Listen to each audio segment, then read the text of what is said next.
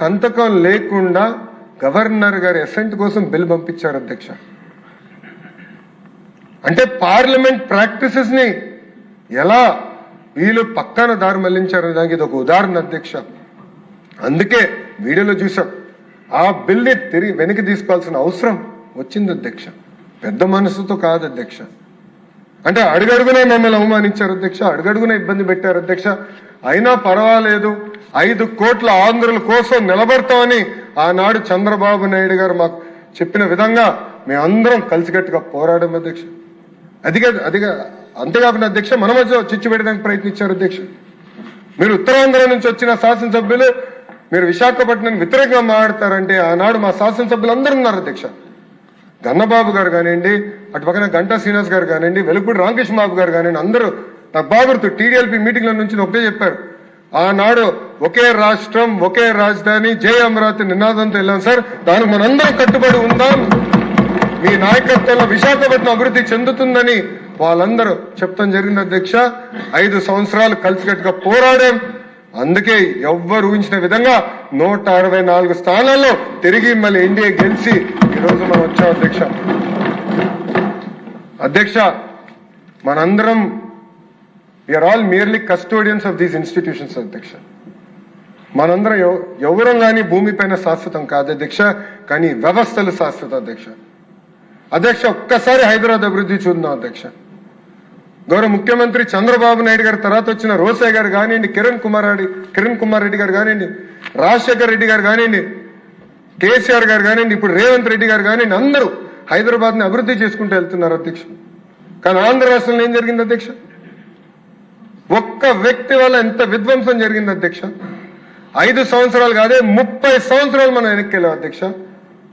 ఈ రోజు ఒక పక్కన టీజీ భరత్ గారు, ఇంకో పక్కన ఐటీ శాఖ మార్చలుగా నేను పారిశ్రామికవేత్తలను కలిస్తే అధ్యక్ష వాళ్ళందరూ ఒకటే అడుగుతున్నారు, మీరు గ్యారంటీ ఇస్తారా మళ్ళీ జగన్మోహన్ రెడ్డి అనే వ్యక్తి ముఖ్యమంత్రి అవడని? నాకు అనేక పరిశ్రమలు తెలిసి ఎంత ఇబ్బంది పడినాయో అతని పరిపాలనలో, మీరు గ్యారంటీ ఇస్తారని అడుగుతున్నారు అధ్యక్ష. అధ్యక్ష భారతదేశంలో 100 రూపాయలు పెట్టుబడులు వస్తే 25.3 రూపాయలు ఆంధ్ర రాష్ట్రానికి రోజు వస్తున్నాయి అధ్యక్ష. అది 50 రూపాయలు అయ్యేది అధ్యక్ష. జగన్మోహన్ రెడ్డి అనే వ్యక్తి లెక్కనుంటే 50 రూపాయలు అయ్యేది. ఎందుకంటే అందరూ అడుగుతున్నారు, మమ్మల్ని 50% మంది అడుగుతున్నారు, మీరు గ్యారంటీ ఇస్తారా మళ్ళీ అలాంటి వ్యక్తి తిరిగి రావడం అధ్యక్ష. అందుకే ఈరోజు చాలా అద్భుతంగా అచ్చెన్నాయుడు గారు చెప్పారు అధ్యక్ష. ప్రజలందరూ ఆలోచించాలి, యువకులందరూ ఆలోచించాలి, జెన్జీ ప్రత్యేకంగా ఆలోచించాలి అధ్యక్ష. ఇది మన భవిష్యత్తుగా దీనిపై మనం తీసుకున్న నిర్ణయం పైన ఆధారపడి ఉంటుంది అధ్యక్ష. ఒక్క అవకాశమైన ఒక ఓటు వేస్తే ఎంత నష్టపోయామో మనందరం చూస్తున్నాం అధ్యక్ష. ఆంధ్ర రాష్ట్రం ఎంత వెనక్కి వెళ్ళిపోయిందో చూడండి, మనందరం చూసాం అధ్యక్ష. అధ్యక్ష ఒక మాట చెప్పాలంటే పక్క రాష్ట్రాలు చూసి అసూయపడుతున్నా అధ్యక్ష. ఒక హైదరాబాద్, ఒక బెంగళూరు, ఒక చెన్నై ఎంత అద్భుతంగా అభివృద్ధి చెందినాయని నాకు అసూయ ఉంది అధ్యక్ష. ఒక ఆంధ్రుడిగా నాకు అసూయ ఉంది. ఒక కసితో ఒక పట్టుదలతో మన రాష్ట్రాన్ని అభివృద్ధి చేయాలి, అమరావతిని అద్భుతంగా నిర్మించాలి, అన్ని ప్రాంతాలు ముందరికి తీసుకెళ్లాలి, అభివృద్ధి చేయాలి, పెట్టుబడులు తీసుకురావాలి కసితో మేమందరం ఉన్నాం అధ్యక్ష. అందుకే అధ్యక్ష గౌరవ ముఖ్యమంత్రి చంద్రబాబు నాయుడు గారు ఒక పక్కన, ఇంకో పక్కన ఉప ముఖ్యమంత్రి పవన్ అన్న గారి నాయకత్వంలో ఈరోజు పెద్ద ఎత్తున పెట్టుబడులు వస్తున్నాయి అధ్యక్ష ఆంధ్ర రాష్ట్రానికి. ఈరోజు భారతదేశంలో ఎవరు ఊహించలేదు అధ్యక్ష, ఇంక్లూడింగ్ టీమ్ 11 కెప్టెన్ అధ్యక్ష. పులివెందుల ఎమ్మెల్యే కూడా ఊహించలేదు అధ్యక్ష. ఆయన ఎగతాళి చేశాడు అధ్యక్ష మమ్మల్ని. ఆసిలర్ మిత్తల్ ఒరిస్సాలో పెట్టుబడులు పెడుతుంది, ఆంధ్ర సింగ్ ఎట్టు వస్తుంది, లోకేష్ అనే వ్యక్తి అబద్ధం చెప్తున్నాడు అని చెప్పాడు అధ్యక్ష. ఈరోజు మనందరం గర్వపడాలి అధ్యక్ష. భారతదేశంలోనే అతి పెద్ద స్టీల్ ప్లాంట్ ఉత్తరాంధ్రకు తీసుకొచ్చింది ఈ ప్రభుత్వం అధ్యక్ష.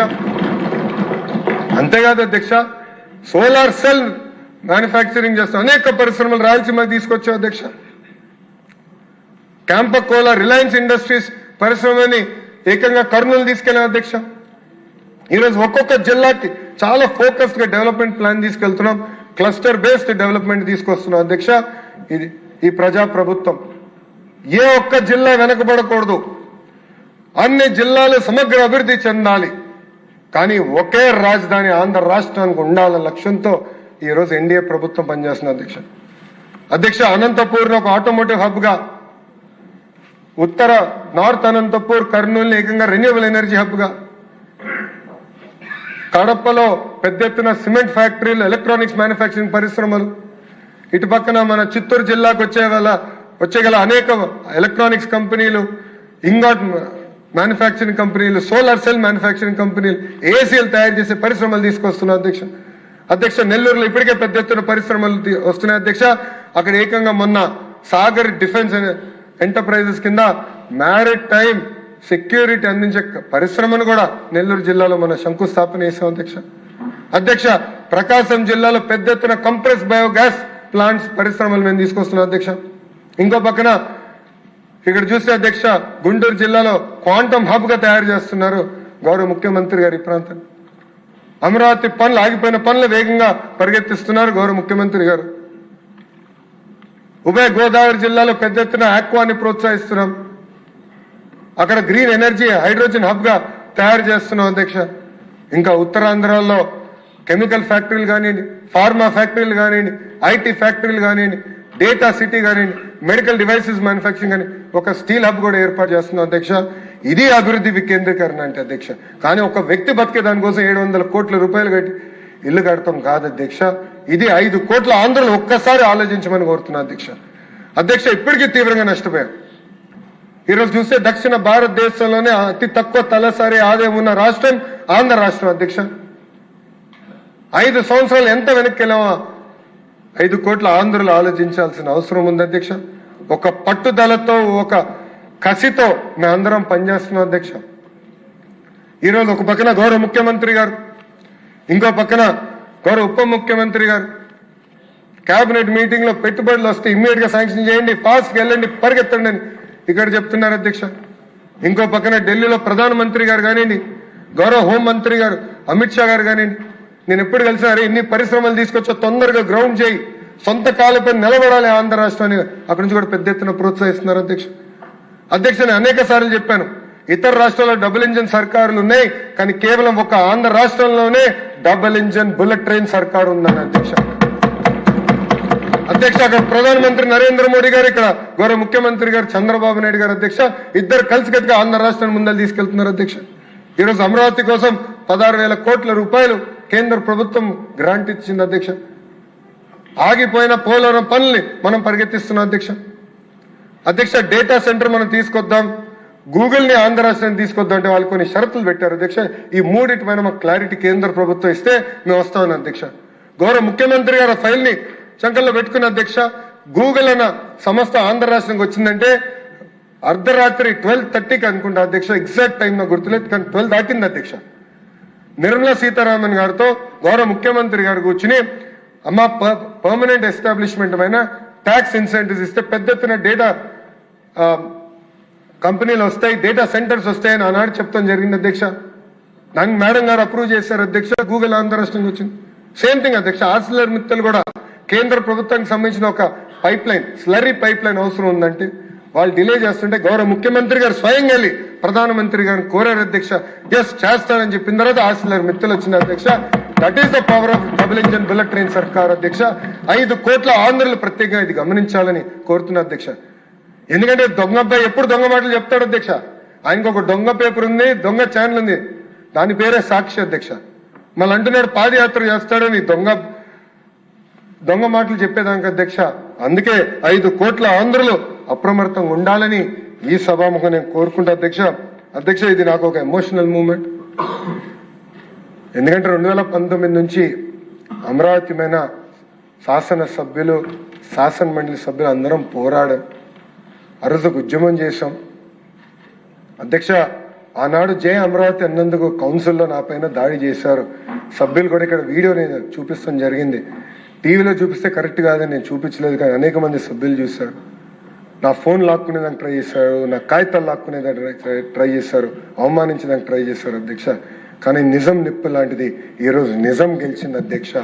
గౌరవ ముఖ్యమంత్రి గారి ఆధ్వర్యంలో, గౌరవ ఉప ముఖ్యమంత్రి గారి ఆధ్వర్యంలో అమరావతిని the one and only and శాశ్వత రాజధానిగా తీర్మానం చేసి కేంద్ర ప్రభుత్వానికి పంపించి కేబినెట్ లో ఆమోదం తెలిపి ఏకంగా పార్లమెంట్ లో క్లియర్ చేసుకుని, ఇంకే తుక్కులకు వచ్చినా పొరపాటున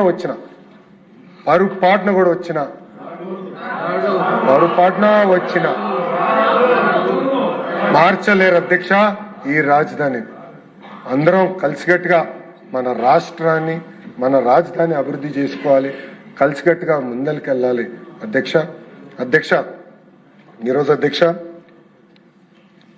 నేను జగన్మోహన్ రెడ్డి గారిని ఒక ప్రశ్న అడగాలనుకున్నాను.